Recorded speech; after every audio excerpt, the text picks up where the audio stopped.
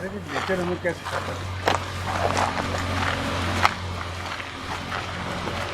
कुछ सिखाता नहीं है, बस है। आप प्रकृति की बात कर रहे हैं।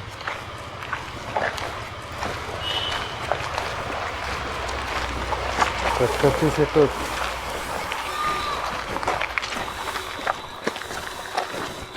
यही जान लीजिए कि आप के भीतर जो प्रकृति बैठी है वो बिल्कुल वैसी ही है जैसी ये पेड़ पौधे जानवर। ये तो फिर भी स्टिल और शार्प लगते हैं। दो बातें हैं देखने लायक। एक तो ये कि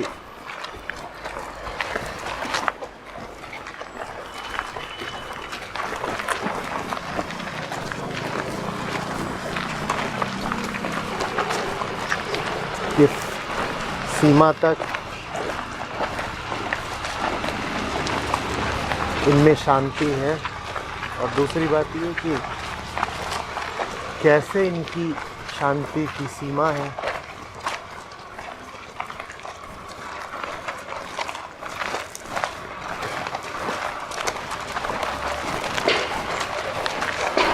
आपका शरीर और किसी पेड़ का शरीर, किसी जानवर का शरीर बहुत हद तक एक जैसा है।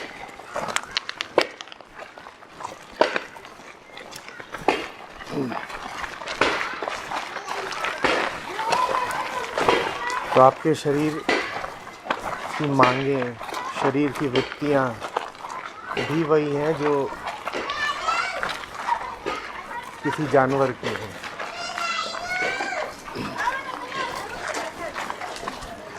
इस बात को भूलना नहीं चाहिए।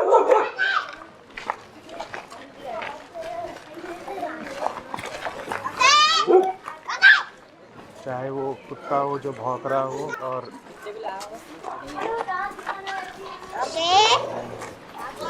चाहे एक आदमी हो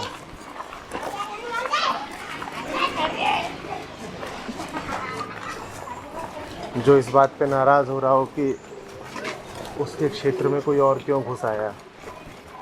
उन दोनों में कोई बहुत अंतर नहीं है। अभी आपने बोला था कि ये आपको प्रकृति शांत नज़र आती है, तो ये कुत्ता क्यों भौंका? तो शांति कहाँ गई? ये सब बड़े रूमानी ख्याल हैं कि प्रकृति में शांति है और ये है और वो है। मुझे बताइए ना, वो कुत्ता क्यों भौंका? वो प्रकृति ही तो है, और व्यर्थ भौंका। यहाँ कोई उसका अहित नहीं करने जा रहा था, लेकिन फिर भी उसने अपना भी माथा खराब किया, शोर मचाया, और जो लोग आसपास हैं उनको भी परेशान किया। तो ये ख्याल छोड़िए कि प्रकृति में तो शांति ही शांति है।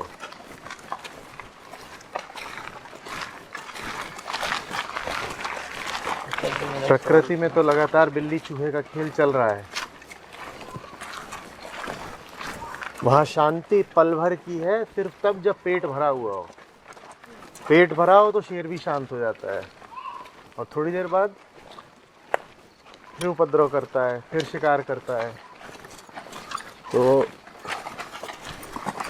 प्रकृति की शांति को शांति मत मान लीजिएगा।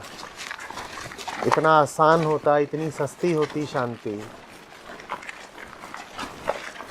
तो फिर तो जानवर ही बनना ठीक रहता कि बड़ी शांति रहेगी। फिर किसी साधना की, किसी बुद्धत्व की क्या ज़रूरत थी?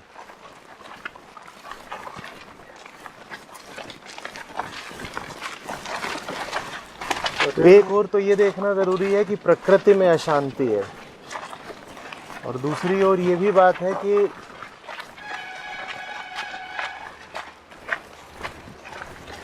समाज प्रकृति से भी ज़्यादा अशांत है। इसीलिए लोग समाज छोड़ छोड़ के जिम कॉर्बेट आते हैं कि हाँ ज़रा शांति मिल जाएगी। तो हम इतने ज़्यादा अशांत हैं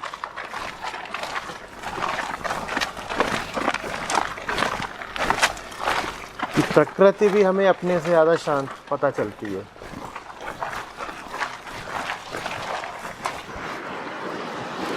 आचार्य जी, किताबों में प्रकृति तो सिर्फ यही इसी का नाम दिया गया है। इस प्रकृति की बात आपसे पता चली। सर्वप्रथम प्रकृति ये है। प्रकृति को पता लगाते हैं। अहंकार बहुत है ना, हमें लगता है ये सब प्रकृति है, हम थोड़ी प्रकृति है, हम तो कुछ और हैं। तो प्रकृति कोई पूछे प्रकृति कहाँ है, तो कहे नदियाँ, पहाड़, पेड़ और पौधे और पशु, ये सब प्रकृति है। पहली प्रकृति तो तुम्हारा भेजा है, ये बुद्धि, ये स्मृति, ये सब प्रकृति है। बाकी तो सब बाद में आते हैं।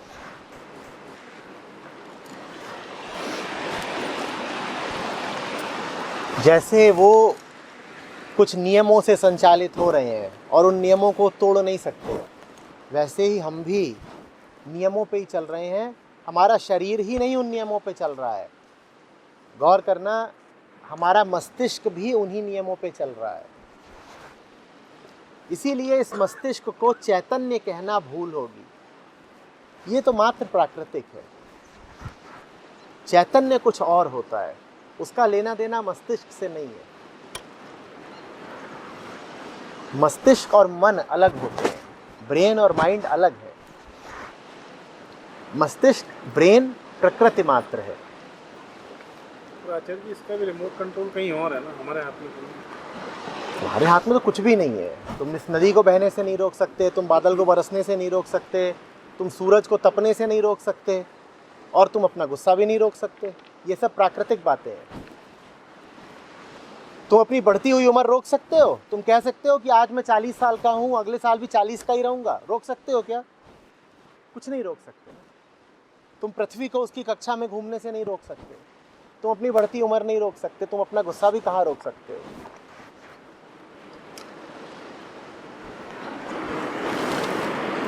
जो ऐसा हो जाए कि इन सब चीज़ों से ज़रा अछूता हो जाए, अपनी बढ़ती हुई उम्र से भी और अपने गुस्से से भी, उसको जानना कि वो पुरुष हुआ, वरना सब प्रकृति है। जो अपने क्रोध से भी हट सके और जो अपनी उम्र से भी हट सके, मात्र वो पुरुष हुआ, अन्यथा तो प्रकृति ही प्रकृति है। प्रकृति इतनी खींचती क्यों है हमें अपनी तरफ? वो नहीं खींचती, आप जाते हो उसकी तरफ। जैसे उसको पानी क्या है। करना है? आचार्य जी, पानी है, मतलब उसकी आवाज़ कुछ नहीं उसकी आवाज़ में। आपके कान सामाजिक शोर से उबे हुए हैं, इसलिए आपको ये आवाज़ बहुत प्यारी लग रही है। 10 दिन यहीं बैठ जाओ तो भागोगे, कब शोर मचाता है। अकेलापन। नहीं, अकेलापन नहीं, कुछ और कह रहा हूँ। यहाँ वाले सब दिल्ली में। प्रकृति में कुछ खास नहीं है। तुम धुएं और शोर और प्रदूषण में पड़े रहते हो, इसलिए यहाँ पे तुम्हें बहुत कुछ खास लगता है। यहाँ क्या खास है? यहाँ क्या खास है? प्रकृति में कुछ बहुत खास होता है। तो जितने लोग प्रकृति के पास रहते थे वो सब फिर बुद्धि हो गए होते। उत्तराखंड की पूरी आबादी, हाँ, बुद्धों की और कृष्णों की होती। प्रकृति में कुछ नहीं है। हाँ, तुम जहाँ रहते हो वो जगह प्रकृति से भी गई गुजरी है, इसलिए उसकी तुलना में प्रकृति तुम्हें खास लगती है। बात समझ में आ रही है? इसलिए आदमी बार बार जंगल की ओर, पहाड़ की ओर, नदी की ओर भागता है, क्योंकि हम बहुत घटिया जगहों पर रहते हैं। रिलेटिवली नर्क है। बस तुलनात्मक रूप से ये एक सामान्य साधारण जगह है, पर जो नर्क में रहता है उसको ये जगह भी बहुत, अरे बाप रे, यही स्वर्ग है, यही स्वर्ग है। क्या स्वर्ग है? नहीं, ये स्वर्ग है। तुम पहाड़, हिमालय की चोटी पे चढ़ जाओ, वहां भी स्वर्ग नहीं है। क्या है? बर्फ है, पत्थर है, उसमें ऐसा क्या है कि पागल हो रहे हो? तो ये सब जो तुम वृतांत पढ़ते हो, कि मैं फलाने सरोवर पे पहुंच गया और बस मैं समझ गया कि यही तो स्वर्ग है। हाँ, या कि कहा जा रहा है कि अगर ज़मीन पर कहीं स्वर्ग है तो बस कश्मीर में है, कश्मीर में है। ये सब बातें अतिशयोक्तियाँ हैं। स्वर्ग और नरक स्टेट ऑफ माइंड है। हाँ, तुम परेशान हो तो नरक है, और तुम परेशानी से छूटने के ख्वाब ले रहे हो तो स्वर्ग है। और जब परेशानी से छूट ही गए तब ना नरक है ना स्वर्ग है।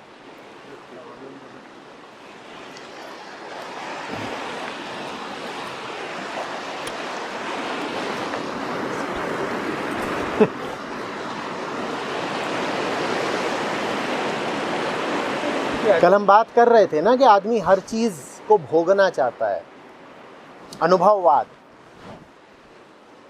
तो प्रकृति को भोगना भी उसी में शामिल है कि 50 जगहों पे जाएं और प्रकृति का रस चूस लें बिल्कुल, और ऐसा लगता है कि वाह, जीवन में न जाने क्या मिल गया।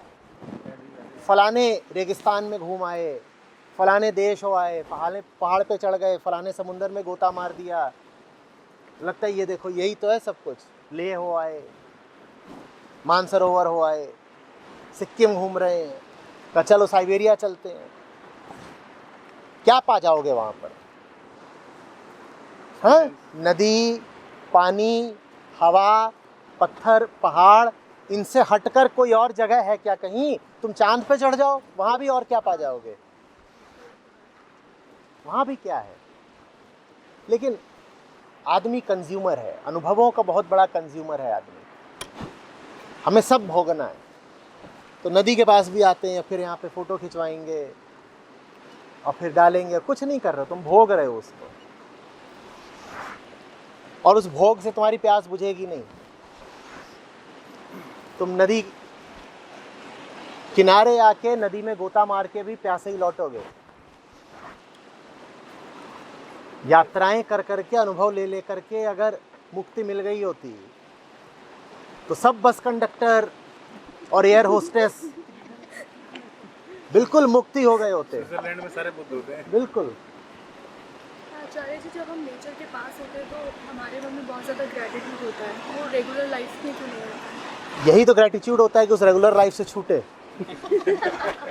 पागल। और वो ग्रेटिट्यूड भी इसलिए होता है क्योंकि इस प्रकृति के पास तुम महीने में 2 ही दिन आ पाती हो। 28 दिन वहाँ नौकरी बजाती हो, फिर 2 दिन यहाँ आती हो, तो मन में बड़ा धन्यवाद उठता है कि 2 दिन के लिए ही सही नरक से छूटे। यही तुम्हारा सब वहाँ से धंधा पानी बंद कर दिया जाए। हाँ, क्या वहाँ से तुम्हारी रोजी रोटी नहीं चलेगी, यहीं पे बसो, फिर देखते हैं कि कितना तुम में ग्रेटिट्यूड रहता है। पहाड़ी सारे भागते हैं मैदानों की ओर, शहरों की ओर, कि दिल्ली पहुंच जाए और नौकरी मिल जाए। तुम यहाँ को भागते हो, जो जहाँ है वहीं असंतुष्ट है। पहाड़ी गांवों में चले जाओ, वहाँ तुमको जवान लोग बहुत कम मिलेंगे। सारे जवान कहाँ गए? लेकिन अच्छा है, जो लोग शहरों में धूल में और शहरों के कुचक्र में फंसे हुए हैं, उनको प्रकृति के पास आना चाहिए। इसलिए नहीं कि प्रकृति उन्हें कुछ दे देगी, इसलिए कि यहाँ आएंगे तो उन्हें पता चलेगा कि शहर कितना बड़ा नर्क है। जीवन जीने का और भी तरीका।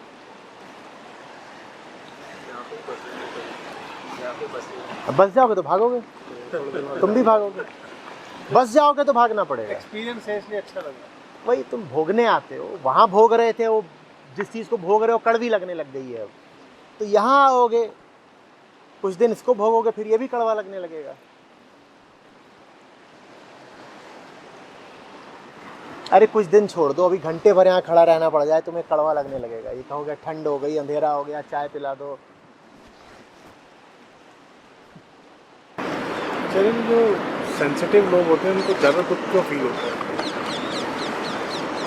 उनको पता चल जाता है कि दुख इतना है, उनका दुख प्रकट हो जाता है। बाकियों का दुख अप्रकट रहता है, उनको भीतर भीतर दीमक की तरह खाता है। जिनको तुम कहते हो सेंसिटिव लोग, वो पीड़ा के प्रति सजग हो जाते हैं, बाकी अपनी ही पीड़ा के प्रति सोए हुए रहते हैं। पीड़ित तो सभी हैं। Suffering is a teacher. A teacher, a messenger. Wake up call.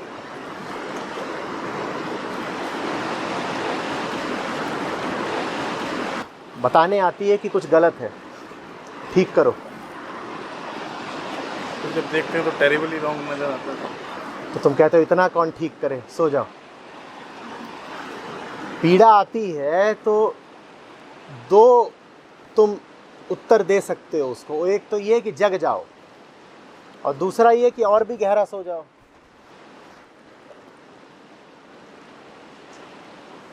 ये तुम्हारे ऊपर है कि तुम क्या उत्तर देना चाहते हो। आचार्य जी, इनिशियल ग्लिम्स के बाद सोना बहुत मुश्किल है। अरे हम कुछ भी करके दिखा सकते हैं। सोना मुश्किल है तो भांग की गोली ले लो, कोई और नशा कर लो। नींद आ नहीं रही तो लाई भी तो जा सकती है।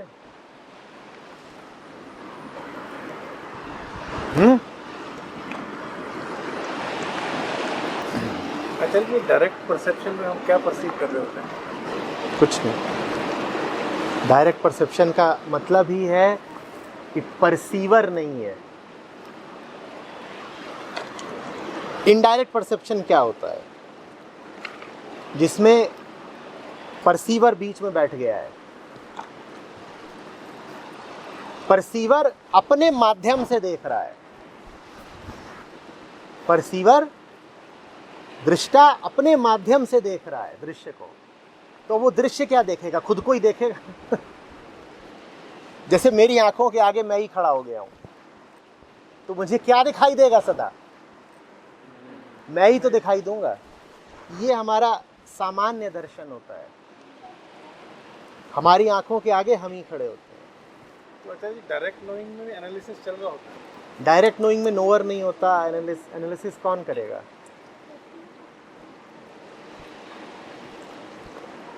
डायरेक्ट नोइंग होती है ऐसे, उसमें बीच में किसी बिचौलिए की जरूरत नहीं होती।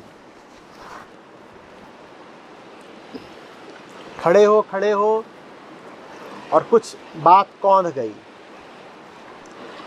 ये है डायरेक्ट नोइंग या डायरेक्ट लिसनिंग या डायरेक्ट परसेप्शन, जो भी बोलो। खुद तुम बीच में आए ही नहीं, न तुम बीच में आए, न तुम्हारी बुद्धि बीच में आई, न स्मृति बीच में आई। बस बात समझ में आ गई।